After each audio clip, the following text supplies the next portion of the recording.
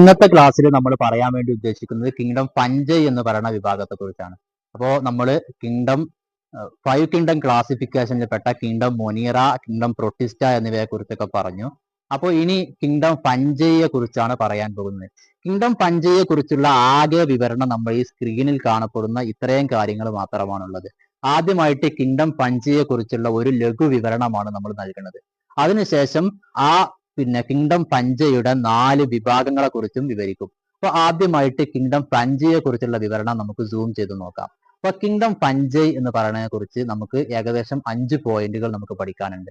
അപ്പോൾ ആദ്യമായിട്ട് കിങ്ഡം പഞ്ചയ്, അതിന്റെ ഒന്നാമത്തെ വിവരണം കൊടുത്തിരിക്കുന്നു. They are achlorophyllous heterotrophic spore forming non vascular eukaryotic organism. ഈ ഒന്നാമത്തെ പോയിന്റിൽ തന്നെ 5 പ്രത്യേകതകൾ ഉൾക്കൊള്ളിച്ചുകൊണ്ടുള്ള ഒരു പോയിന്റ് ആണിത്. ദേ ആർ അക്ലോറോഫില്ലസ് എന്ന് കൊടുത്തിട്ടുണ്ട്. എന്ന് പറഞ്ഞാൽ അവകൾ ക്ലോറോഫില്ലുകൾ ഇല്ലാത്ത ജീവികളാകുന്നു. ഹെട്രോട്രോപിക് ആകുന്നു എന്ന് പറയുന്നുണ്ട്. അതായത് ഹെട്രോട്രോപിക് എന്ന് പറഞ്ഞാൽ അവകൾ ഭക്ഷണത്തിന് വേണ്ടി മറ്റു ജീവികളെ ആശ്രയിക്കുന്നവരാകുന്നു എന്നാണ് അർത്ഥം. പിന്നെ സ്പോർ ഫോമിംഗ് എന്നാണ് കൊടുത്തിട്ടുണ്ട്. സെക്ഷൽ റീപ്രൊഡക്ഷന് വേണ്ടിയിട്ട് സ്പോറുകളെ ഉൽപ്പാദിപ്പിക്കുന്നവയാകുന്നു എന്നാണ് അതിന്റെ അർത്ഥം. നോൺ വാസ്കുലാർ, ഇവകളിൽ വാസ്കുലാർ സിസ്റ്റം കാണപ്പെടുകയില്ല എന്ന് പറഞ്ഞാൽ സൈലം, ഫ്ലോയം എന്നിവയൊന്നും കാണപ്പെടുകയില്ല എന്നർത്ഥം. പിന്നെ യൂക്യാരിയോട്ടിക് ഓർഗാനിസം, ഇവകൾ എന്താണ്? യൂക്യാരിയോട്ടിക് ആയിട്ടുള്ള ഓർഗാനിസം ആണ്. അങ്ങനെ 5 കാര്യങ്ങൾ ഇവിടെ പറയുന്നുണ്ട്.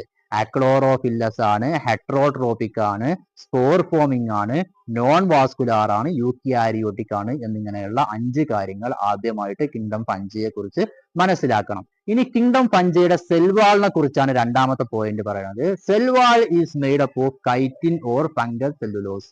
ഈ കിങ്ഡം പഞ്ചയുടെ സെൽവാളുകൾ നിർമ്മിക്കപ്പെട്ടിരിക്കുന്നത് കൈറ്റിൻ എന്ന് പറയുന്ന പദാർത്ഥം കൊണ്ടാണ്, അല്ലെങ്കിൽ ഫംഗൽ സെല്ലുലോസ് എന്ന് പറയുന്ന പദാർത്ഥങ്ങൾ കൊണ്ട് ആകുന്നു.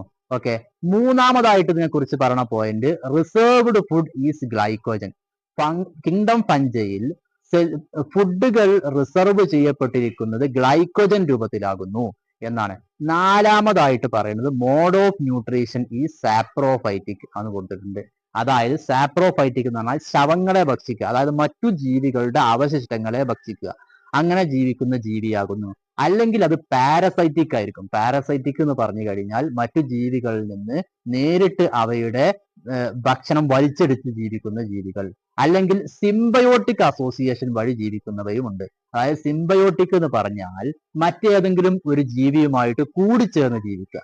അതായത് ന്യൂട്രീഷന്റെ ചില പ്രക്രിയകൾ ആ ജീവി ചെയ്യും, ന്യൂട്രീഷന്റെ മറ്റു ചില പ്രക്രിയകൾ ഈ ജീവിയും ചെയ്യും. അങ്ങനെ രണ്ടുപേരും